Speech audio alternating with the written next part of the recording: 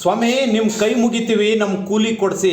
ಸ್ವಾಮಿ ನಿಮ್ಮ ಕಾಲಿಗೆ ಬೀಳ್ತೀವಿ, ನಮ್ಮ ಯಂತ್ರೋಪಕರಣಗಳ ದುಡ್ಡು ಕೊಡಿಸಿ ಅಂತ ಅಂಗಲಾಚ್ತಾ ಇರ್ತಕ್ಕಂಥವ್ರು ಯಾರು ಗೊತ್ತಾ? ಈ ಧರ್ಮಸ್ಥಳ ಬುರುಡೆ ಪ್ರಕರಣ ಗೊತ್ತು ತಾನೆ ನಿಮಗೆ? ಸುಮಾರು 17 ಪಾಯಿಂಟ್ಗಳಲ್ಲಿ ಉತ್ಖನನ ಮಾಡಿದ್ರು. ಅಲ್ಲಿ ಬುರುಡೆ ರಹಸ್ಯ ಯಾವುದೂ ಕೂಡ ರಿವೀಲ್ ಆಗಲಿಲ್ಲ.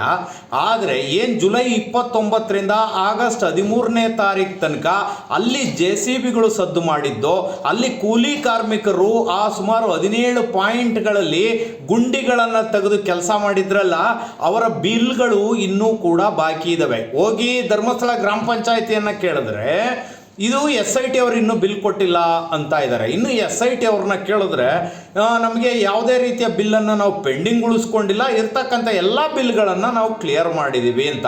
ಇನ್ನು ಈ ಒಂದು ಉತ್ಖನನಕ್ಕೆ JCB ಕೊಟ್ಟಂತಹ ಮಾಲೀಕರು ಬಾಯ್ ಬಡ್ಕೋತಾ ಇದ್ದರೆ, ಬಡ ಕೂಲಿ ಕಾರ್ಮಿಕರು ಆ ಮಳೆ ಚಳಿ ಅಂದೆ ಬಿಸಿಲು ಅಂದಲೆ ಆ ಗುಡ್ಡಗಾಡುಗಳಲ್ಲಿ ಹತ್ತಿ ಇಳಿದು ಕೆಲಸ ಮಾಡಿದಂತಹ ಕೂಲಿ ಕಾರ್ಮಿಕರು ನನಗಿನ್ನೂ ಕೂಡ ಪೇಮೆಂಟ್ ಬಂದಿಲ್ಲ ಅಂತ ಕಣ್ಣೀರಾಗ್ತಾ ಇದ್ದಾರೆ. ಸುಮಾರು 2 ಲಕ್ಷ ರೂಪಾಯಿ ಪೇಮೆಂಟ್ ಬಾಕಿ ಇದೆ. ಅದರಲ್ಲಿ ಪ್ರಮುಖವಾಗಿ 71,500 ರೂಪಾಯಿ ಕೂಲಿ ಹಣ ಬರಬೇಕಿದೆ. ಇನ್ನು ಯಂತ್ರೋಪಕರಣಗಳು ಆಗಲೇ ಹೇಳ್ದಂಗೆ JCBಗೆ ಕೊಡಬೇಕಾಗಿರೋ ಬಾಕಿ ಹಣ ಸುಮಾರು 80,000 ರೂಪಾಯಿ. ಈ ಎಲ್ಲ ಒಟ್ಟು ಹಣ ಸುಮಾರು 2 ಲಕ್ಷ ರೂಪಾಯಿಯನ್ನು ಕೊಡಬೇಕು.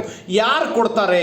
ಧರ್ಮಸ್ಥಳ ಪಂಚಾಯಿತಿ ಬಾಗಿಲಿಗೆ ಅಲ್ದು ಈ ಕಾರ್ಮಿಕರು ಸವಕಲಾಗಿ ಹೋಗಿದ್ದಾರೆ. ಸೊ ಹೀಗಾಗಿ ಈ ಒಂದು ಏನು ಬುರುಡೆ ಪ್ರಕರಣ ಮತ್ತೊಂದು ಸುತ್ತಿಗೆ ಮುನ್ನೆಲೆಗೆ ಬಂದಿದ್ದು, ಈಗ ಕೂಲಿ ಹಣಕ್ಕಾಗಿ ಬಾಯಿ ಬಡ್ಕೊಳ್ಳುವಂಥ ಸ್ಥಿತಿ ಕೂಲಿ ಕಾರ್ಮಿಕರದು ಮತ್ತು JCB ಕೊಟ್ಟಂಥ ಮಾಲೀಕರದು.